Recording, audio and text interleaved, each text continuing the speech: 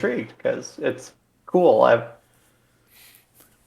All right, so we should be recording right now. This is game one of the Rabble Round Robin 2022. Let me start this video really quick. Oh wow, this thing's loading super slow. Okay, hold on. Let me just zoom out really quick. And yes, I am joined by Walter Wight. Hello. Hello, hello. Yeah, so we have a minute and 20 seconds. You can see the screen, right? You're goddamn right. Okay, so we have about, hold on, let me shift F7. Let me shift up arrow. Okay, so we have Brunswick Stew Team, Lord Scary Owl, Father Xmas, HMP, Vinarian, Shad versus P, Familiarness, Paris, Walter White, Jahral, Overdose, and Killer King. So Walter, do you have any impressions about the team so far? I mean, right now it seems pretty evenly matched, especially not knowing much about Vinarian. I would say that Paris is always going to be a great host, a great cap. LSO is always going to be a great cap. The person that I think we really need to continue watching throughout this match is HMP. He's just a game changer. Everyone seems to think he's just like a map maker, and he's kind of come into. He actually wasn't playing in tournaments for a long time, and I think that this is the reason. Okay, well with that, it seems like both of the teams had very similar trades because I think if it was no unit trading, if I recall correctly, so there's no real point in talking about unit trading. Why don't we talk about Game the on. unit distribution and what you think the optimal strategy is for this game? I think Paris kind of wants to feel that he owns it. He doesn't really necessarily think that a Walter White or a Jahral or an Overdose or a Killer King can really do a whole lot. And so he thinks that he should handle the brunt of the units, whereas the Lord Scary Owl has spread things out a little bit more. That being LSO is going to be taking, you know, some pretty heavy units, but he's at least given some things like throw out with some good maybe unit instruction. It's interesting to see for sure. Okay, so what I'm going to do now is I'm going to pause this thing. So let's see who's got what, where everybody's situated. We see who is this guy right here, Vinarian. It seems like to be on Solus duty.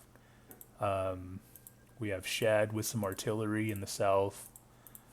Of course, LSO kept his trow with a pack of melee, got some mortars. The Wight wandering around.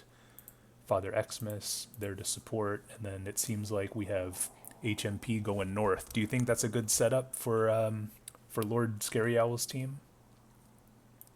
I think it's better than what Paris's team is trying to do. Paris didn't give too many instructions, as you'll see in the chat, and it seems like pretty much most players are consolidated towards the middle, especially with a no unit trade sort of thing.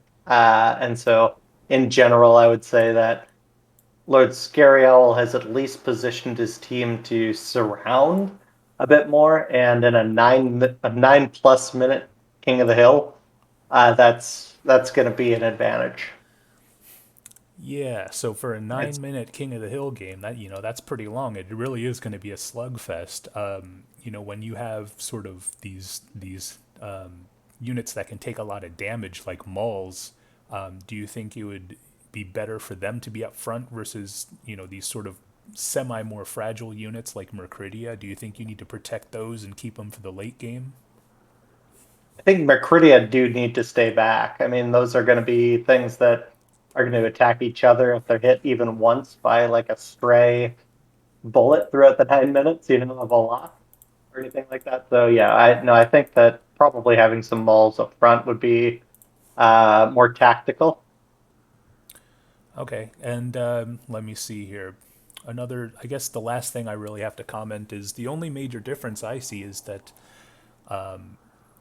Paris's team seems to have kept one giant clump of Soulless going right up the gut, whereas Lord Scary Owl's team seems to have split the Soulless between HMP and Vinarian, and they seem to be going their separate ways. Do you think there's an angle? Do you think there's an optimal way that the Soulless should have been distributed? I think in general, with the tiny amount of planning time that both caps were given, like granted it was no unit trading, but also with potentially inexperienced players or players that tend to need more instruction, I would say even giving the players that have Solus just a brief like do this or do that would be a better outcome than to just like kind of let them go rogue. So I don't necessarily say that one way is better than the other for the souls, but I think that in general, if you can make sure that your people know where they're supposed to go, that's important.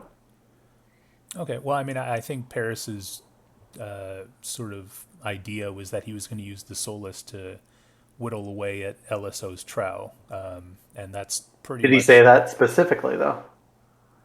I don't No, think he I mean did. he didn't say anything in the voice chat, or he didn't say anything in the in game chat. But based off the fact that he's running all of his Solus up the gut, I think that's his plan because like it is a 9-minute game, so maybe whittling away at the Trow is the optimal strategy, Is the plan? I like that. Yeah, no, or I trying could see to that. you know pull some outflanking maneuvers, by going sideways with the Solus. Who knows, I right? think in general, both of these teams, like a Paris and an LSO, are not as familiar with a no unit trade. Paris should probably be better at it than LSO, just based on age and experience. But it does stand to reason that each of them have not necessarily thought about it too much. But in general, the expectation is, if you give some souls to a player, at least one of them is given the directive, just focus on the tro. Okay. Well, you mentioned age and experience, but that might pale in comparison to just pure genius, which we have seen LSO exhibit some, just beautiful myth strategy. Maybe not so much in the World War II realm where he's usually just cannon fodder, but in Reg, this guy's the real deal. So, I wouldn't talk about age and experience because he can hang with the I best will of say them. that for the record, I love LSO as a captain more, probably in general, but we can go there later. Let's Okay. see Yeah, how it pans out. sorry. Yeah, we've been talking too much. Let's get going on this thing. All right. So we got Overdose going one mortar at a time. Probably not going to do anything. Some team killing right Flag there, it looks like, contested. from Shad, maybe.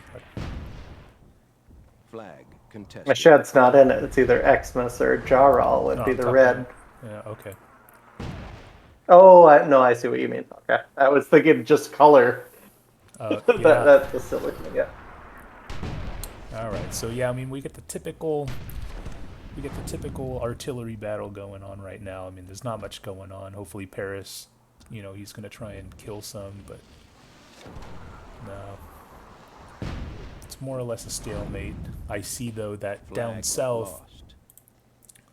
Oh, who's pink? A Vinarian. Yeah, he's trying to hold down Flag this contested. southern portion. If I recall correctly, the southern portion was one of the battles that ultimately ended up causing Contested. a major defeat on one end or the other. Oh, I think there's a BS mortar shot by LSO. Yeah, this is Flag it. captured. Some BS right here. Flag So I'm contested. running a lot of the units on the blue team's bottom right. So some of the lock shots and things, trying to ensure that This is also an interesting thing to think about is that, and it was actually mentioned in chat, is the are people watching out for the whites in the water? Because those things can come up, especially in a game like this, and just ruin everything. Well, I think more importantly is the fact that Jahral doesn't seem to be doing anything, which allowed HMP to cross the river from the north, and now he's putting pressure on Jahral. He's boxing Can we us see in. that a little bit? Let's see it. Vinarian is coming in from the south with his Soulless, I think. He's causing some havoc. So, Paris's team is basically getting kind of blocked in right now. Flag. I guess I lost my second mortar, Flag probably contested. by some BS. But And where are you right here? I'm just mulling around right here with the mid. Yeah, and I think that that's a good move because you're kind of helping. I think that's a But good I mean, at thing. this point, Jarrell's just. I think he just lost most of Not his doing dice. anything. We're really just And this is consolidating. where, yeah, the southern units down here where you were kind of just flicking your mouse, yeah, is where it's like, okay, well, now we really need to start consolidating. It seems like a very long map for these types of players. Or maybe a very long like time period for a KOTH. It's just like, let's get it done. Contested. I guess it's either like, should we play Last Man on the Hill? Is this a KOTH game? Is it not? And we do end up with some different interesting KOTH choices. Yeah, I mean, I think it was more or less a stalemate up until the point where HMP crossed the river to the north. We had Vinarian crossing the river to the south, and that kind of boxed us in a little bit, and then things started falling apart. I think So up to here, and I should have been kind of like more aware Contested. of the fact that we were down like 20, what now, 28%. I mean, And by now I think it's pretty much over. So I don't think there's really much. but I ended up like killing 5 minutes. pretty much all their unit. Oh no, but Flag that contested. was a late shot. Okay, yeah, no, I think it's pretty much over.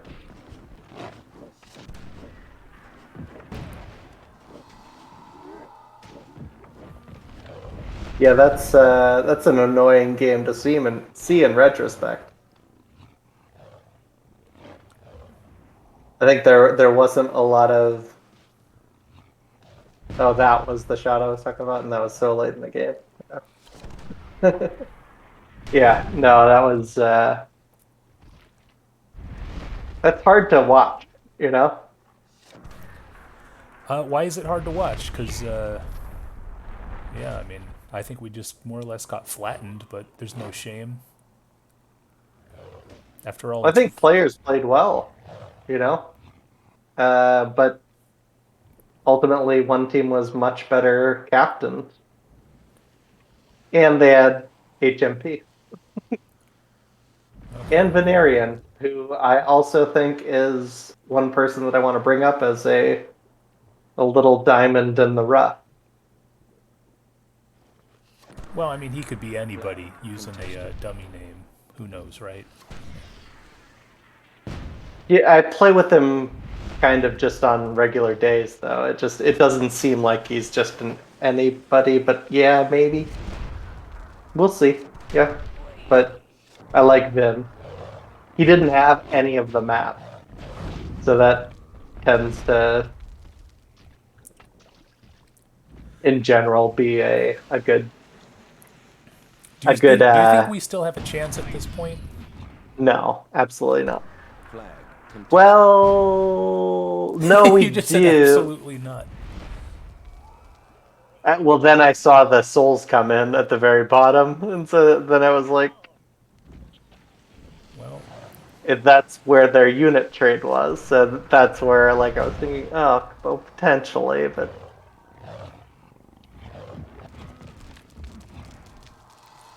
yeah, we really did actually. Yeah, no, that game was lost at the end for sure. yeah. Well, keep in mind that I didn't have any units, so the reason why we lost was not me. Just throwing that out there. And you have 1%, now you have 0%, so maybe it was you, man. It was me always. No, I'm just joking. All right, well, that's pretty much it. Team eliminated. It was good though. No, I mean, you know, I think it's hard to battle that, you know, and I will say King of the Hill is always going to be my worst strength. That's not a good way to say it. I don't know. It's my worst thing. I can't play King of the Hill worth shit. So you mean it's your Is all. greatest weakness? No, it's my worst strength. Okay, whatever. Anyway, so yeah, if we look at the damages, you know, Lord Scarial 296, Paris 250. So I mean, it's somewhat close. Obviously, it's going to skew higher as the game concludes. But I mean, you know, both teams definitely inflicted significant damage to each other, and you know, of course, the typical players, Paris and Lord Scarial, with the triple digit damage. You know, at the back end, Vinarian and Overdose. You know, not so much a factor One in the of the game. things, real quick, that I would like to just bring up to everything is losses as well, because I always will have a lot of losses, and so I do want to give them their credit that Lord Scary Owl and Paris had a lot of losses, but they also had a lot of damage. So I just want to like put it out. You know, it's not about the player with the most losses. It's just damage and kills are good. Okay, a little bit of self promotion from Walter White. You love to hear it. You know, he did get he tied for the most kills on our team and tied for the second most kills in the game. Of course, Lord Scary Owl with 30 kills. I don't really know exactly what he killed. Yeah, I know that he blew up my Dwarven mortar in an extremely BS fashion, and I think he's therefore a cheater. And but apart from that, you know, it was a pretty interesting game, and you know, this was a good opener for what would become a very enjoyable afternoon of Myth. Do you have any other closing remarks? Other than talking over you, no, I'm sorry about that. That would be my only other closing remark. Yeah. Okay, well, let's move on to the next Game game. over. So what do those graphs show if you were to talk about them a little bit?